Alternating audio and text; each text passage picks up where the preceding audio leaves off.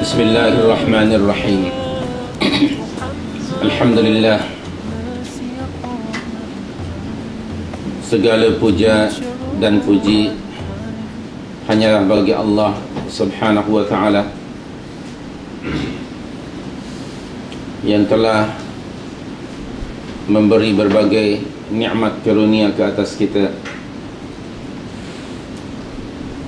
Salawat serta salam semoga Allah Subhanahu wa ta'ala curahkan ke atas junjungan kita Nabi Muhammad sallallahu alaihi wasallam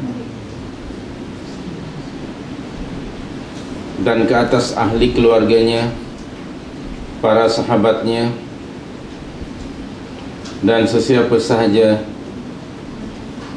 yang mengikuti petunjuknya.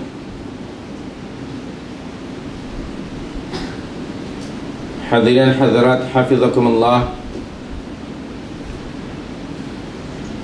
memandangkan kita berada di ambang Ramadan dan di ambang hari kemerdekaan, betul nanti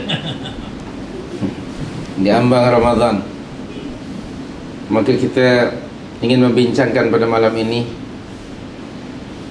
sedikit perkara yang ada hubung kait dengan Siyam Ramadan.